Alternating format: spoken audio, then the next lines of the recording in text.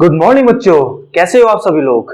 बच्चों, पिछली क्लास में हम एग्जाम्पल 17 तक देख चुके थे।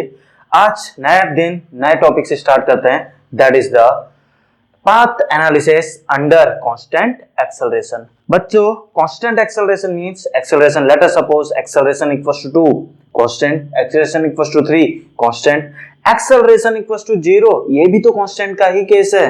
क्या बात समझ में आ रही है। Acceleration equals to gravitational acceleration equals to 9.81, ये भी तो कांस्टेंट वैल्यू है, यानी मोशन अंडर ग्रेविटी वाला भी इसी के अंडर आएगा क्योंकि जी की वैल्यू कांस्टेंट होती है। तो बच्चों आइए समझते हैं, मैं आपसे पूछते रहूंगा, आप थोड़ा सा दिमाग लगाइएगा और आंसर बताते रहिएगा। बच्चों मेरे पास एक ऑब्जेक्ट है, ध्यान से सुनिए। मेरे पास एक ऑब्जेक्ट है, ये इसको मैंने क्या किया, जस्ट पकड़ा और छोड़ दिया। फॉर एग्जाम्पल आपने पत्थर पकड़ा छोड़ दिया, तो इसका पाथ कैसा होगा। पाथ एनालिसिस टॉपिक चल रहा है तो डेफिनेटली ये सीधा नीचे को आएगा। कैसा है, स्ट्रेट लाइन। कैसा है, स्ट्रेट लाइन। इनिशियल वेलोसिटी क्या थी बच्चों, यहाँ पे 0 एंड एक्सेलरेशन क्या था, ग्रेविटेशनल एक्सेलरेशन। ग्रेविटी के कारण नीचे गिरा, स्ट्रेट लाइन। बात समझ में आ रही है, सुनते रहिए बस। अभी अब देखिए दूसरी सिचुएशन, देखिए थोड़ा सा डाउन कर देता हूं। दूसरी सिचुएशन देखिए, समझिए। सेकंड सिचुएशन है बच्चों, अब आपने u वेलोसिटी क्या करी, नीचे को दी। u वेलोसिटी क्या करी, नीचे को दी। And definitely gravitational acceleration g वो भी नीचे है। या a लिखूं, चलिए a इक्वल टू g लिख लेते हैं, या सिंपल a लिख लेते हैं जो कि g के बराबर है। क्या है, नीचे को है इस केस में। तो अब कैसा पाथ होगा, कोई भी ऑब्जेक्ट, पत्थर है, पत्थर को आपने नीचे को वेलोसिटी दे दी और एक्सेलरेशन भी नीचे को है, कौन सा, ग्रेविटेशनल। तो डेफिनेटली अभी भी स्ट्रेट लाइन बनने जा रही है। कैसी बन रही है, स्ट्रेट लाइन बन रही है, ऑब्जेक्ट सीधे नीचे को आ रहा है दोनों केस में। अब समझिएगा तीसरा केस, समझिएगा तीसरा केस। यहां पे बना रहा हूं, चलिए थोड़ा स्पेस का लग रहा है, चलिए कोई बात नहीं। अब मैंने क्या किया, वही ऑब्जेक्ट को जो था अभी तक, उसको ऊपर को वेलोसिटी दी u, ऊपर को वेलोसिटी दी u। डेफिनेटली ग्रेविटेशनल एक्सेलरेशन कहां को लग रहा है, g, नीचे को लग रहा है। ग्रेविटेशनल एक्सेलरेशन कहां को लग रहा है, g, नीचे को लग रहा है। अब क्या होगा बच्चों, अब क्या होगा, सोचिए जरा। u वेलोसिटी आपने दी, ऑब्जेक्ट ऊपर जाएगा फिर नीचे आ जाएगा। तो सुनिए सिचुएशन क्या है, ऑब्जेक्ट सीधे ऊपर जाएगा फिर सीधे नीचे आ जाएगा। अब मैं सीधे नीचे तो इसमें दिखा नहीं सकता हूं, तो मैं थोड़ा सा साइड में बना दे रहा हूं, थोड़ा सा साइड में बना दे रहा हूं, ऑब्जेक्ट ऐसे करके गिर जाएगा। बच्चों इसको पैराबोलिक पाथ मत समझ लेना, दोबारा बोल रहा हूं। एक ऑब्जेक्ट है मेरे पास, इसको मैंने gravitational acceleration always downward, v velocity से मैंने सीधा ऊपर फेंका, क्या होगा, सीधे ऊपर जाएगा, टॉप में वेलोसिटी 0, फिर सीधा उसी पाथ में नीचे आ जाएगा। तो ये सीधा ऊपर गया फिर सीधा नीचे आ गया। बात समझ में आई है। तो समझाने के लिए थोड़ा साइड में दिखाया है, पॉसिबल नहीं है इसी लाइन के ऊपर ड्रॉ करना। क्या आपको बात समझ में आई यहां तक, पक्का समझ में आई। तो इन तीनों केस में क्या है, आपका पाथ कैसा है, स्ट्रेट लाइन। कैसा है पाथ, स्ट्रेट लाइन। अब ध्यान से सुनिएगा बच्चों, अब ध्यान से सुनिएगा क्या बोल रहा हूं मैं यहां पे। अब क्या कर रहा हूं, मेरे पास ये ऑब्जेक्ट है, मेरे पास ये ऑब्जेक्ट है।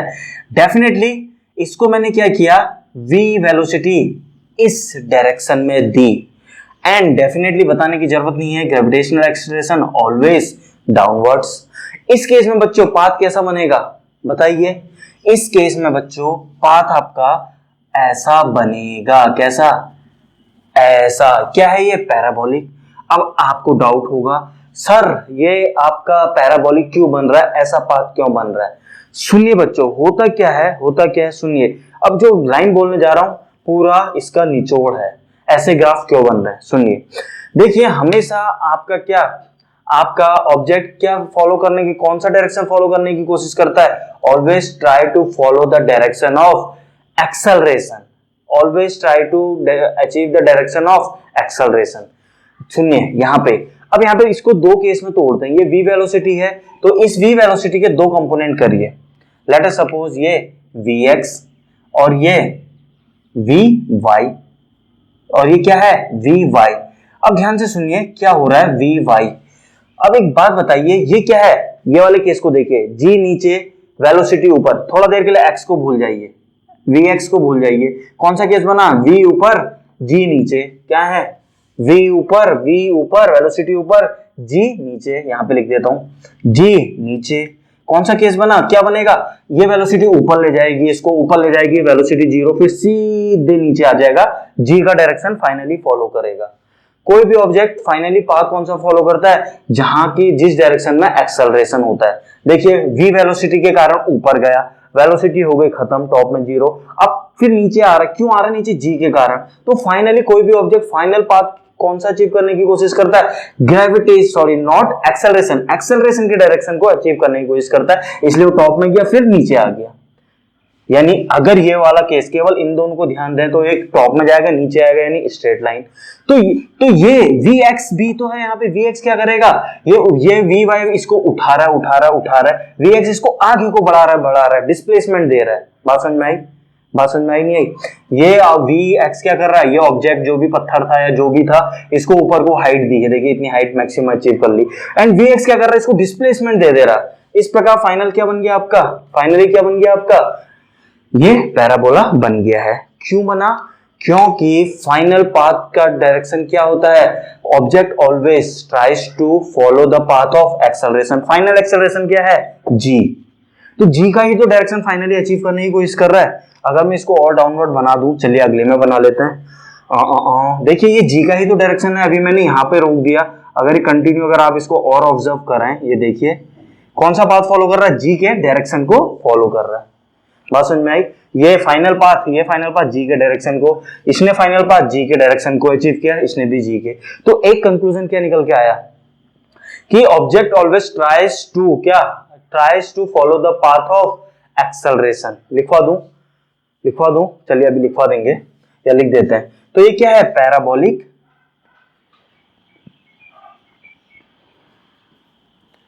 Parabolic path. इतनी बात क्लियर हुई आप लोगों को? पक्का? एक क्वेश्चन पूछूं, देखिए अगर यहाँ पे ये सरफेस होता तो यहीं पे ऑब्जेक्ट गिरता, रुक जाता। फॉर एग्जांपल फ्लैट धरती है, v वेलोसिटी थी, यूं जाता, धरती पे रुक जाता। अगर धरती नहीं, नीचे गड्ढा है, तो ऐसे आते रहता। बात समझ में आ गई? पक्का? अगर ये समझ में आ गया ये कॉन्सेप्ट, पहले कंक्लूजन या नोट करके लिखवा देता हूँ, वेरी इंपॉर्टेंट लाइन नोट, उसके बाद पूछूंगा आपसे। सुनिए, नोट क्या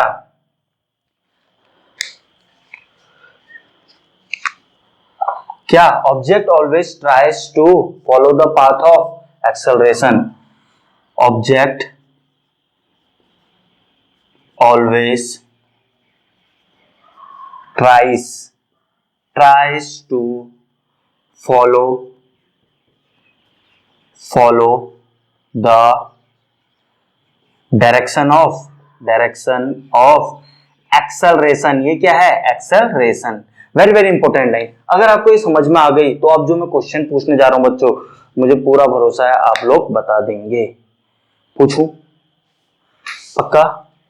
क्वेश्चन पूछूं या चलिए पूछ ही लेते हैं? चलिए प्रैक्टिस एग्जांपल चल रहा है, चलिए सेशन नंबर वन। ठीक है, आइए। मैंने क्या किया? मैंने यहाँ पे नंबर 1, आइए प्रैक्टिस चल रही है आपकी।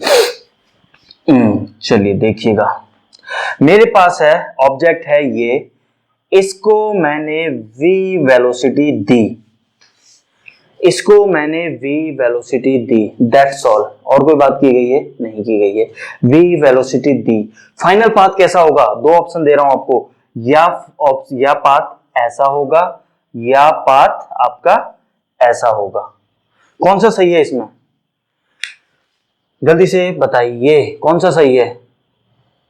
सुनिए, काफी बच्चे जो ये कह रहे हैं वो डायरेक्टली गलत हो गए। क्यों गलत हो गए? सुनिए, गलत छोड़िए, पहले सही वाला सुनते हैं। देखिए वेलोसिटी इधर दी और ग्रेविटेशनल एक्सेलरेशन हमेशा नीचे को, ग्रेविटी नीचे को, तो फाइनल ग्रेविटी का डायरेक्शन क्या है? नीचे को है, जी का डायरेक्शन नीचे को। तो फाइनल पाथ क्या फॉलो करने की कोशिश करेगा? ऑब्जेक्ट जी के डायरेक्शन को फॉलो करने की कोशिश करेगा, यानी नीचे को, यानी ये नीचे को आएगा। यहां तो ये नीचे को आया, अंदर घुस गया।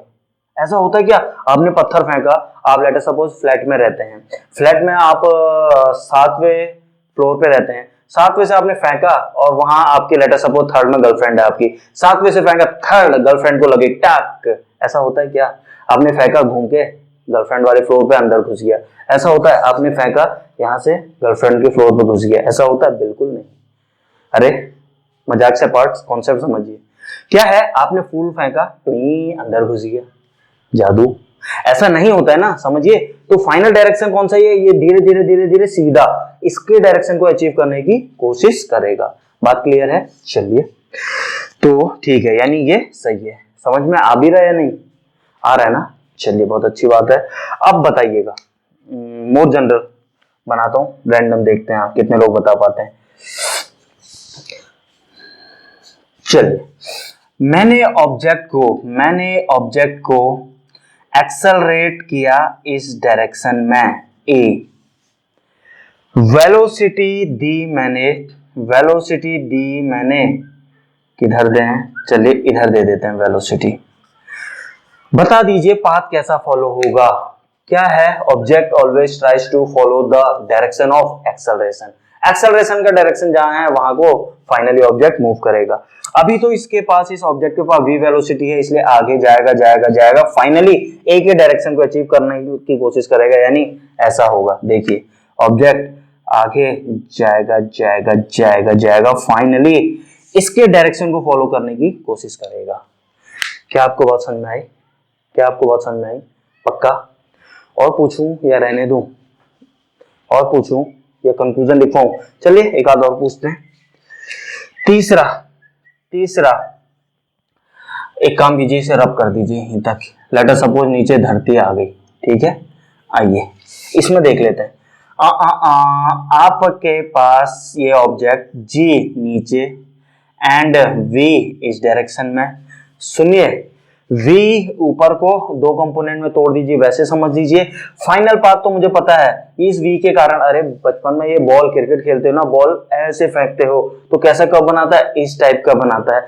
फाइनल आप बॉल कैच करते हो, सीधे नीचे को आने लगती है। आपने बॉल फेंकी, उधर जो पर्सन है वो क्या है? ऐसे कैच करता है, क्या सीधे नीचे को आती है? नीचे मतलब ग्रेविटी के डायरेक्शन को अचीव करना चाह रहा है, मींस एक्सेलरेशन के डायरेक्शन को अचीव करता है फाइनली। तो अच्छा, ऐसा क्यों करता है? ये लाइन क्यों फॉलो हो रही है, इस पे भी बात करते हैं। पहले इसको सुन लीजिए। तो आपने ऑब्जेक्ट ऐसे फेंका, लेटर सपोज, तो फाइनली ऐसे पाथ आएगा। बात समझ में आ रही है? फाइनली ये डायरेक्शन अचीव कर लेगा।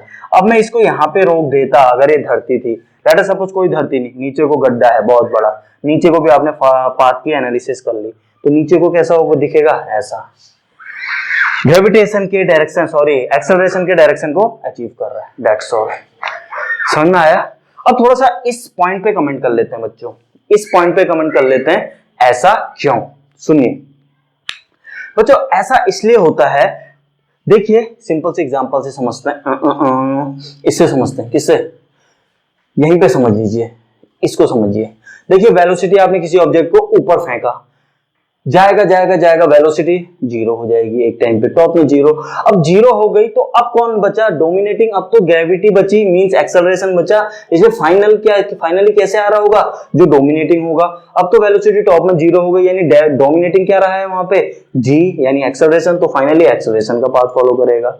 ये कॉन्सेप्ट को हर जगह लगा लीजिए, कहीं पे भी लगा लीजिए, ये लगा लीजिए, कौन से में लगाना चाह रहे हैं, जहां लगाना चाह रहे हैं आप लगा लीजिए। फॉर एग्जांपल इसी में लगा लीजिए। वेलोसिटी आपने ऐसे बॉल फेंकी, गया गया गया गया, टॉप में वेलोसिटी जीरो, फिर नीचे आने लगेगा। प्रैक्टिकली समझिए, मैंने बॉल फेंकी ऊपर को, बॉल गई गई गई, टॉप मोस्ट पॉइंट अचीव किया, अब नीचे को आने लगी, वेलोसिटी टॉप में जीरो हो गई। अब क्या होगा? अब क्या होगा? नीचे नीचे नीचे आएगी, यानी फिर ग्रेविटी को फॉलो करेगी, क्योंकि ग्रेविटी डोमिनेटिंग है। ग्रेविटी मींस एक्सेलरेशन, तो ऑलवेज एक्सेलरेशन फाइनली एक्सेलरेशन को फॉलो करती है। क्यों करती है मैं एक्सप्लेन कर चुका हूं। आई होप मेरी बातें आप तक पहुंची होंगी। पक्का?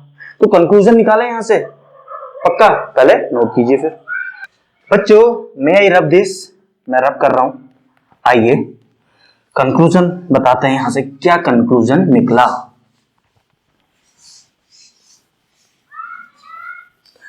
कंक्लूजन लिखिए बच्चों, नोट करके लिखिए, नोट। आइए देखिए, नोट या कंक्लूजन ही लिख लीजिए डायरेक्ट। कंक्लूजन। क्या निकला कंक्लूजन? whenever लिखिए,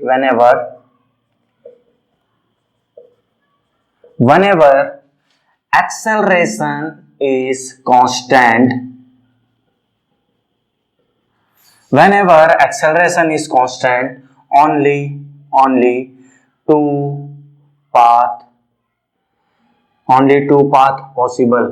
कौन कौन से पॉसिबल हैं बच्चों? अभी तो बताए, जल्दी से बता दीजिए, ऐसा मत करिए। Number 1 parabolic, PARABOLIC, parabolic path. Number 2 straight line, number 2 straight line. सुनिए बच्चों, या पैराबोलिक होगा या आपका क्या होगा, स्ट्रेट लाइन होगा। ये सब आप अभी देख भी चुके हैं, फील भी कर चुके हैं। चलिए बच्चों, आइए समराइज कर रहा हूं मैं। एक्सेलरेशन अगर आपका हुआ कांस्टेंट, एक्सेलरेशन हुआ आपका कांस्टेंट, पूरा लिखूं क्या? चलिए, समझ में आ जाना चाहिए आपको, ठीक है। एक्सेलरेशन कांस्टेंट है, इसका मतलब मैं ये बोल सकता हूं क्या, फोर्स भी मेरा कांस्टेंट होगा। एक्सेलरेशन कांस्टेंट है तो फोर्स कांस्टेंट होगा, बोल सकता हूं, बिल्कुल। मास इनटू फोर्स क्या होता है? Mass into acceleration. मास तो फिक्स है, जिसकी आप बात कर रहे हैं वही मास है, ऐसा थोड़ा है। अगर आप एनालिसिस एप्पल की कर रहे हैं तो फाइनली आप मैंगो का वेट डालेंगे वहां पे, ऐसा तो नहीं करेंगे। तो मास ऑलरेडी कांस्टेंट है, तो आपका एक्सेलरेशन कांस्टेंट मतलब फोर्स कांस्टेंट बोल सकते हैं। तो यहां से देखिए, ऐसी स्थिति अगर है, इन दैट केस दो पाथ पॉसिबल होते हैं। समराइज कर रहा हूं, दो पाथ पॉसिबल होते हैं। वन आपका स्ट्रेट लाइन, स्ट्रेट लाइन। दूसरा आपका पता है आपको पैराबोलिक, पैराबोलिक पाथ। बस बात समझ आ रही है। अब स्ट्रेट लाइन कब कब होगा? सुनिए, स्ट्रेट लाइन कब तक होगा, यहां पे लिख रहा हूं स्ट्रेट लाइन, ब्रैकेट में लिख रहा हूं इफ या तो वेलोसिटी जीरो हो जाए, दूसरा, और या वेलोसिटी u बराबर कुछ v है, एंड जो एक्सेलरेशन है आपका, एक्सेलरेशन या तो पैरेलल हो जाए, किसके? या तो आपका एक्सेलरेशन पैरेलल हो जाए वेलोसिटी के, या एक्सेलरेशन एंटी पैरेलल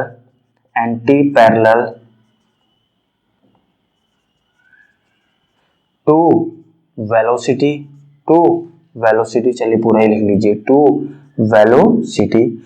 याद कीजिए, पहला ग्राफ वेलोसिटी जीरो वाला था, यानी ग्रेविटेशनल एक्सेलरेशन कांस्टेंट, नीचे पाथ स्ट्रेट लाइन, वेलोसिटी कुछ भी है, वेलोसिटी u है। एक्सेलरेशन अगर आपका या तो पैरेलल हो जाए वेलोसिटी के, सेकंड ग्राफ देखिए पीछे, या एक्सेलरेशन एंटी पैरेलल हो जाए वेलोसिटी के। एक्सेलरेशन ए क्या है? एक्सेलरेशन एंटी पैरेलल हो जाए वेलोसिटी के, अभी देखा था, पलटिए पेज, याद आ जाएगा।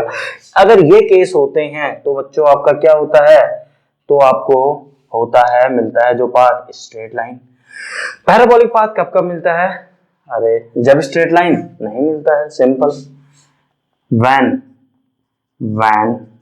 हंसने की बात नहीं है, when not a straight line. कोई डाउट? पक्का समझ में आ गया? चलिए अब बात करते हैं कांस्टेंट फोर्स कहां कहां होता है। अगर आप क्लास 12 के स्टूडेंट, आपकी क्लास 12 हो चुकी है, क्लास 12 का पहला चैप्टर हो चुका है, ध्यान से सुनिए। इलेक्ट्रोस्टैटिक्स में काफी जगह ये कंडीशन आती है, फोर्स कांस्टेंट। याद कीजिए कहां, अगर मैं आपको याद दिलाऊं, कैपेसिटर आपने पढ़ा होगा, कैपेसिटर के अंदर आपका क्या होता है? इलेक्ट्रिक फील्ड कांस्टेंट है, यानी फोर्स कांस्टेंट है तो दो केस बनेंगे, या तो स्ट्रेट लाइन या तो parabola, depending on the situation, depending on condition क्या है, या पैराबोलिक बन जाएगा या आपका स्ट्रेट लाइन बन जाएगा। लिखवा दूं? लिख देते हैं यार, भूल जाओगे आप 2-3 महीने बाद। एग्जाम्पल क्या? In many at many places in electrostatics। कुछ बच्चों को तो यही नहीं समझ में आ रहा होगा इलेक्ट्रोस्टैटिक्स क्या है। बच्चों पहला चैप्टर है, पढ़ा चुका हूं मैं, ऑनलाइन में भी पढ़ा चुका हूं, ऑफलाइन तो खैर चलता रहता है, ऑनलाइन पढ़ा चुका हूं मैं, देख लीजिएगा। Eight many places in electrostatics क्या F इक्वल्स टू कांस्टेंट आपको देखने के लिए मिल जाएगा। एग्जाम्पल अगर हम लें किसका, electric field equals to constant implies force equals to constant in capacitor. काफी बच्चों को यही नहीं पता होगा कैपेसिटर क्या होता है। बच्चों कैपेसिटर जिसे आप घरों में कंडेंसर बोलते हैं, आपके पंखों में लगा रहता है, आपके कूलर में लगा रहता है, बहुत जगह लगा रहता है। बात समझ में आ रही है, यहाँ तक क्लियर है पक्का। एक आध बढ़िया एग्जांपल ले लिए जाए फिर बेस्ड ऑन दीस कॉन्सेप्ट जो हमने आज की क्लास में सीखे। चलिए आउट कीजिए। ऑब्जेक्ट फेंक रहे होगे इस धरती में, डेफिनेटली इसी प्लेनेट में आप रहते हैं, यहाँ कोई भी ऑब्जेक्ट फेंक रहे हैं, पत्थर ये फेंका, ऐसे कैसे ही फेंको उल्टा सीधा, क्या केवल दो पाथ पॉसिबल है, कौन से, पैराबोलिक एंड स्ट्रेट लाइन। ऐसा क्यों, लाइन पढ़िए ढंग से, व्हेनेवर एक्सेलरेशन कांस्टेंट है तब दो ही पाथ पॉसिबल होंगे। और इस धरती में एक्सेलरेशन, ध्यान से सुनिए, एक्सेलरेशन कौन सा, ग्रेविटेशनल एक्सेलरेशन जो कि कांस्टेंट है। इस ग्रेविटेशनल एक्सेलरेशन की प्रेजेंस में कोई भी ऑब्जेक्ट ऐसे फेंके, ऐसे कैसे ही फेंके, क्या बनेगा, ये दोनों ही पाथ पॉसिबल हैं, डिपेंडिंग ऑन, कौन सा बनेगा, डिपेंडिंग ऑन सिचुएशन। क्या आप लोगों को इतनी बात समझ में आ गई? अगर आ गई तो चलिए एक दो एग्जांपल लेते हैं। देखिए एग्जांपल 17 तक पिछली क्लास में हम कर चुके थे। एग्जांपल 18 क्या पूछा है, बोला जा रहा है फाइंड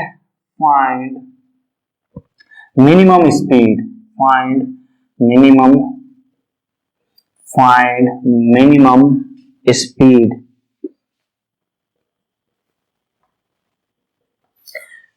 कब, ड्यूरिंग मोशन। आइए सुनिए, मिनिमम स्पीड कितनी रहेगी ड्यूरिंग मोशन, क्या दिया हुआ है, सुनिए।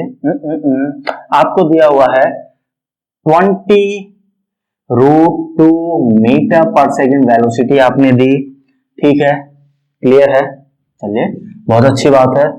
एंड इस वेलोसिटी से आपने कोई ऑब्जेक्ट को फेंका, क्या आपको इतनी बात समझ आई?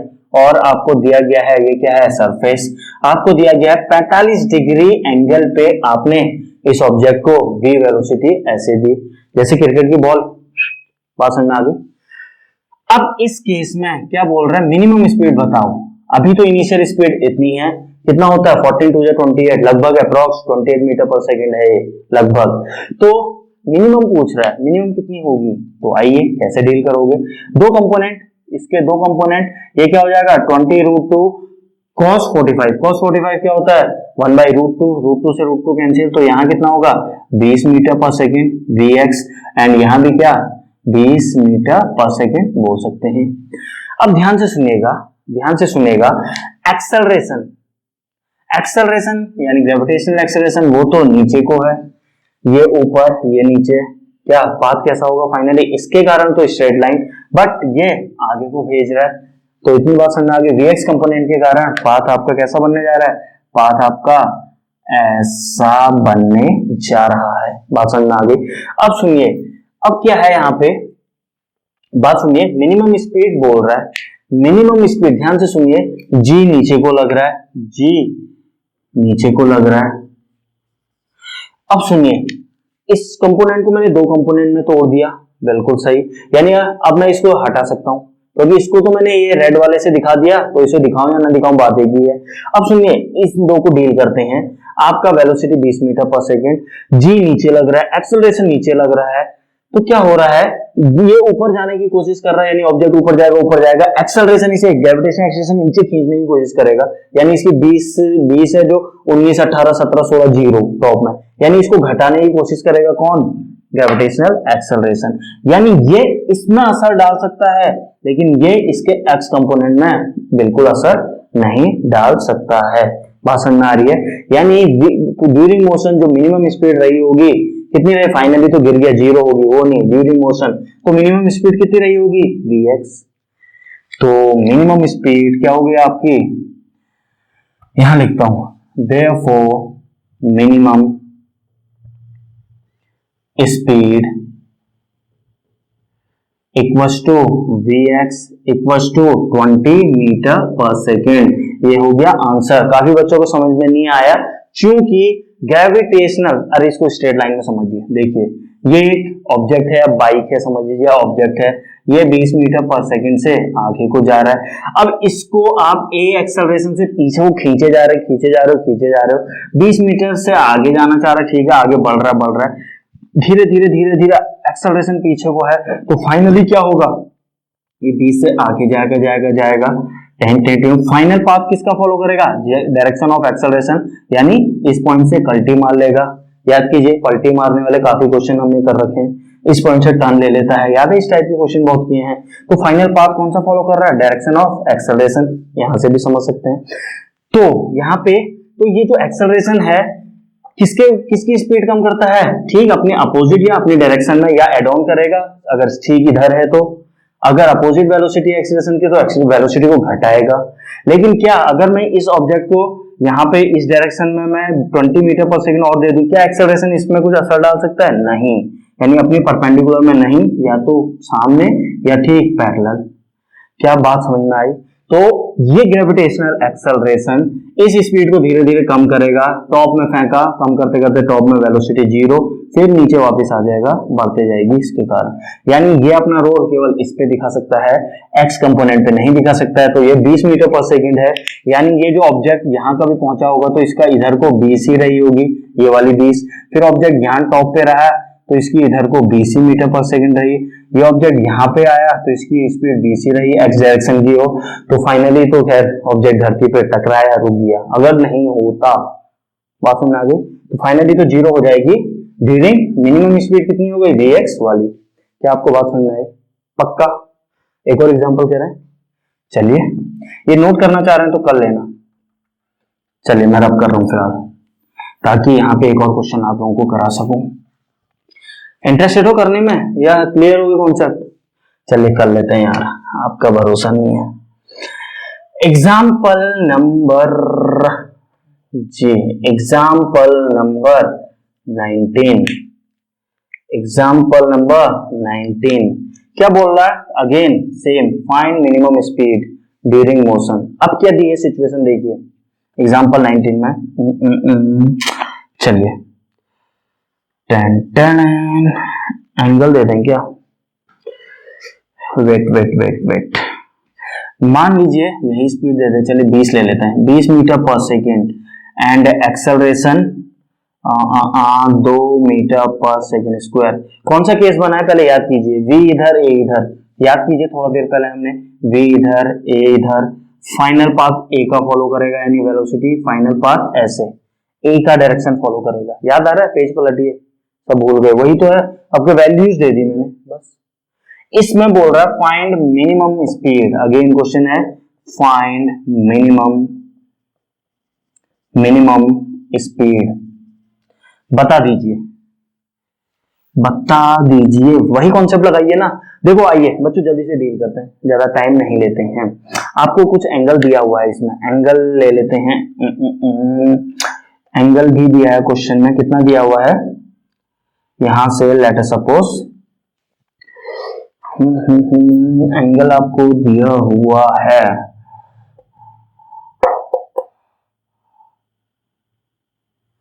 ये 37 डिग्री, चलिए ये 37 डिग्री, ठीक है। चलिए क्वेश्चन इतना है बच्चों, यहां से 37 डिग्री दिया हुआ, ये क्वेश्चन ही है, बात समझ में आ रही है। ये क्वेश्चन है आपका, v वेलोसिटी इधर है, एक्सेलरेशन इधर है, एंगल 37 डिग्री, इस लाइन से 37 डिग्री है। आपसे बोला जा रहा है मिनिमम स्पीड बता दो। बच्चों आप ध्यान से सुनिएगा, यहाँ पे दो चीजें हैं, आप कंपोनेंट डेफिनेटली करेंगे, या वेलोसिटी के कंपोनेंट करेंगे या एक्सेलरेशन के कंपोनेंट करेंगे। अब ज्यादातर बच्चों काफी स्टूडेंट हाथ खड़ा करेंगे, सर एक्सेलरेशन का करेंगे। बेटा जरूरी नहीं है एक्सेलरेशन का, वेलोसिटी का भी कर सकते हैं, ऐसा कोई हार्ड एंड फास्ट रूल नहीं है, दोनों वेक्टर क्वांटिटी है, किसी का भी कर लीजिए, हार्डली मैटर्स। अगर आपको याद हो NLM, Newton's laws of motion, Newton's laws of motion में आप ज्यादातर क्वेश्चनों में क्या करते थे, एक्सेलरेशन के कंपोनेंट लेते थे, फिर फोर्स निकल जाता था वहां से, बात समझ में आ रही है। यहाँ पे हम लेंगे किसी का भी ले सकते हैं, लेकिन हम लेंगे वेलोसिटी का कंपोनेंट। क्यों? क्योंकि देखो बच्चों, हमें मिनिमम स्पीड बतानी है, स्पीड बतानी है तो स्पीड के कंपोनेंट ले लो, क्योंकि ये जो एक्सेलरेशन है ग्रेविटेशनल, ये स्पीड को क्या कर रहा है, फर्क डाल रहा है, स्पीड को चेंज करवा रहा है, तो स्पीड के कंपोनेंट लीजिए, क्वेश्चन आसान हो जाएगा आपका। सुनिए, तो मैं स्पीड के कंपोनेंट ले रहा हूं, तो 20 cos 37 कितना होता है, cos 37 वैल्यूज लिख लीजिए यार यहाँ पे, cos 37 equal to 4/5, am I right, and sin 37 कितना होता है, sin 37 3/5, ये होती है। आइए 20 cos 37 कंपोनेंट किया आपने वेलोसिटी का, रेड मार्कर से दिखा रहा हूं, तो इधर है वेलोसिटी आपकी 20 cos 37 मींस 20 into 4/5, 5 4 जा 24, 4 जा 16, एम आई राइट, इधर 16 है, मीटर पर सेकंड लगा लीजिए, एंड इधर वेलोसिटी कितनी है 20 sin 37, 20 sin 37 कितनी है, 20 sin 37 मीन्स 20 5 4 into 4 3 जा 4 2 8 4 3 जा 12 मीटर पर सेकंड, एम आई राइट। दोबारा सुनिए, 25 4 जा 24 3 जा 12, ठीक है, सही है। अब सुनिए, अब तो एक पुराना क्वेश्चन बन गया, क्या एक्सेलरेशन अगर डिफरेंस डाल सकता है तो अपने ठीक अपोजिट वाले में 16 से फेंका, इस 16 को एक्सेलरेशन दे 16 की स्पीड घटते घटते 16 15 0। अब आजा भैया एक्सेलरेशन के डायरेक्शन को फॉलो कर ले, एक्सेलरेशन का डायरेक्शन ये है, यानी वापस आजा, यानी इसी के कारण तो आगे गया और जीरो स्पीड क्यों हुई, इसी एक्सेलरेशन के कारण टॉप में 0 हुई। अब ये वापस आएगा केवल जब इन दो को सॉल्व कर रहा हूं, यानी ये जो है एक्सेलरेशन केवल इस स्पीड पे डिफरेंस ला सकता है, इस पे तो कभी नहीं ला सकता, इस कंपोनेंट पे, बात समझ में आ रही है। तो मिनिमम स्पीड क्या हो गई, ये एक्सेलरेशन इसी स्पीड को चेंज कर पा रहा है, कम ज्यादा जो भी कर रहा है व्हाटएवर, इसी पे डिफरेंस ला सकता है, ये वाले पे तो नहीं ला सकता है, इसलिए मिनिमम ये 20 20 20 हमेशा 20 रहेगी, इसलिए आंसर 20। वैसे ही ये एक्सेलरेशन केवल इस स्पीड पे चेंजेस ला सकता है, कम या ज्यादा व्हाटएवर, लेकिन अपने परपेंडिकुलर पे नहीं ला सकता, यानी ये 15 ऐसे थी, तो जैसा भी फाइनल पाथ ऐसा बन रहा है, बना दूं क्या, चलिए बना देते हैं, फाइनल पाथ आपका ऐसा बन रहा है, तो हर जगह इसका ये कंपोनेंट कैसा होगा, यहाँ पे भी 12 होगा, एंड हर जगह 12 12 12, एंड यहाँ पे भी इवन 12 मीटर पर सेकंड रहेगा। लेकिन इसका ये 16 वाला पाथ थोड़ा गलत बना है बच्चों, गलत बना है क्या, नहीं बिल्कुल सही बना है, बिल्कुल सही बना है, ठीक है, बात समझ में आ गई। तो मिनिमम स्पीड यहाँ पे क्या हो गई, therefore v minimum equals to 12 metre पर सेकेंड। बच्चों कॉन्सेप्ट क्लियर हो रहे हैं या नहीं, पक्का समझ में आ रहा है, श्योर, और कराएं ऐसे क्वेश्चन या कॉन्सेप्ट क्लियर हो चुके हैं। देखिए क्वेश्चन बनाना मेरे लिए कोई बड़ा मुश्किल काम नहीं है, मुझे वैल्यूज चेंज करनी है, आपके सामने डिफरेंट ग्राफ्स अभी बनाए और सारे केसेस मैं आपके सामने ला सकता हूँ, तो मेरे लिए कोई डिफिकल्ट नहीं है, मैं कोशिश ये करता हूँ तब तक मैं कराते जाऊं जब तक सामने बच्चे के कॉन्सेप्ट क्लियर ना हो जाए। तो यहाँ पे मुझे लग रहा है कि मोर देन सफिशिएंट आपके लिए हो चुका है, ठीक है, कोई डाउट, अगर और करना चाहेंगे तो कमेंट में भेज दीजिएगा, definitely I will continue the same. तो बच्चों आज की क्लास को यहीं पे विराम देते हैं, कल मिलते हैं at the same time at the same platform, till then thank you and have a nice day.